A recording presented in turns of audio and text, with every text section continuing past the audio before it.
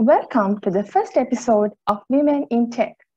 There are many women around the globe who have changed information technology to what we know today. Even in 1800s, Ada Lovelace was pioneering the concept of programming for Charles Babbage's mechanical computing device called analytical engine. 200 years later, we are still talking about women in tech, since there's much work to be done on having more females learning STEM and stepping into the field of information technology. We are having this program to celebrate our female colleagues in engineering at our Sri Lankan offices and also to encourage more women in tech. Our first guest is Imalka Hemachandra. She's a tech lead at CMS and a Salesforce certified application architect. She's been working with us over 6 years now. Let's welcome her. Hi, Imalka. Warm welcome to this discussion. Hi, Asanti. To start off with, let's talk a bit about your early career and how you started your journey in IT. Well, Asanti, if I start a little bit from my higher studies, I have completed my degree in computer science at University of Colombo School of Computing. Initially, I thought of selecting my career path as a Java developer. So, therefore, actually, I have completed my 6-month training as a software engineer in Java. Then, after completing my degree, I got the opportunity to start my career as a Salesforce developer. Then in 2014, I got an offer to join CMS Private Limited as a software engineer. Actually, from then to up until now, I was able to build up my career into the role of a tech lead. Imalka, while you were working as a Java developer, you took the challenge of moving into Salesforce. How did you take up that challenge? And what kind of support did you get? Of course, it was a challenge, Asanti, because at that time, mostly Java and .NET were the demanding technologies, and there were very limited number of Salesforce developers in Sri Lanka at that time. Normally, everybody is thinking twice when switching their career to an unknown technology. I also hesitated a bit in the beginning, but then I thought of the plus points, such as there are fewer technical experts in this area. So if I master in, there will be a huge demand.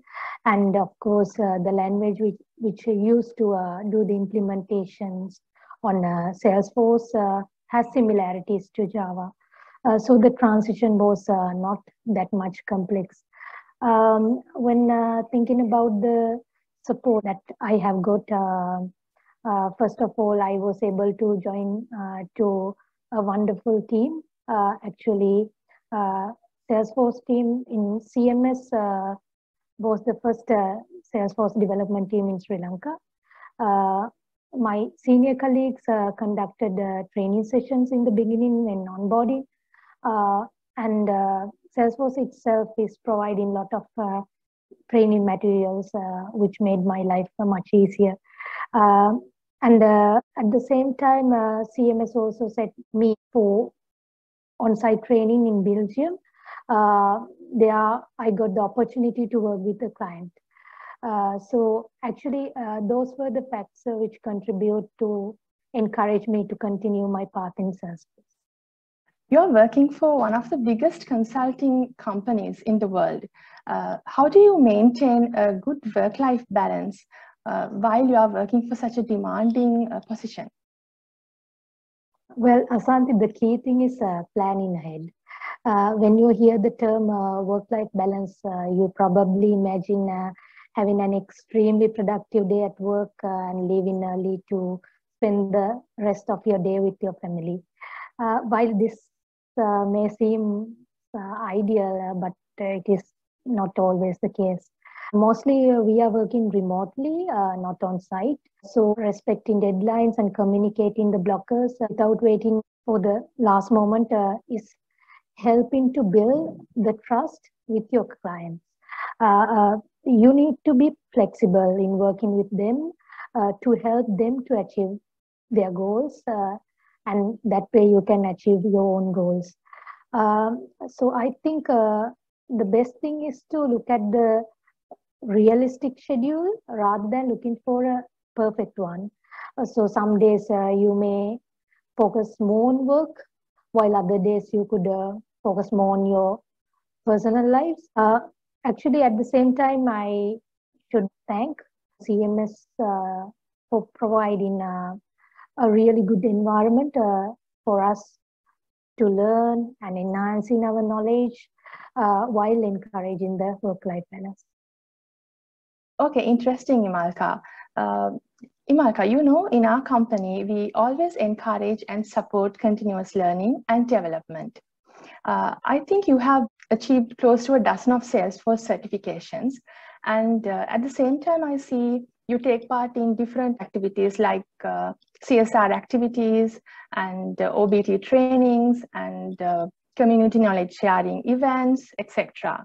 So how do you find time to do all these things?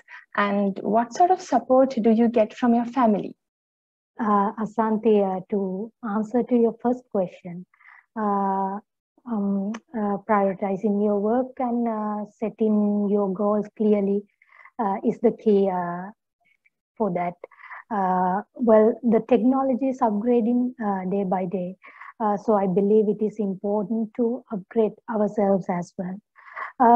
Once you complete a certificate or if you learn a new thing, uh, you feel confident and you get the courage to do more. So at the same time, I believe the knowledge that you have obtained should not keep to yourself only. It should be shared. When talking about the support that I'm getting, well, being a woman, finding time for all of these might be hard sometimes. So you absolutely need the support from your team as well as from your family. It is not a journey that you can walk alone. Um, Actually, I'm so glad that I have a very supportive and understanding family uh, who always respect and trust my decisions. Imalka, what is your message to young Sri Lankan females moving into IT? And what do you have to say to our global viewers joining us through Blue Corp channels? Actually, for young female techies, I think it is very important to upgrade yourselves by learning new things. Uh, and it is important to share your knowledge as well. Actually, nowadays, you can find a lot of technical forums and community groups that you can join. And it is also very important thing to improve your communication skills. Actually, this is a key when you are working in IT industry. And at the same time, always try to be punctual and be humble. Be a person that everyone can trust. And mostly, always love and trust yourself. Always try to find some time for yourself. Actually, nothing is impossible if you put your mind to it. And lastly, for the global viewers who are joining through the Blue Cup channel, I would like to invite you all for hiring some Sri Lankan female talent. And I'm sure you will be in for a pleasant surprise. Thank you so much, Imalka, for your advice and time with us. It was a pleasure having you on our first Women in Tech episode. We'll meet you soon with another episode. Until then, take care. Bye. Bye, Asante. Thank you for having me.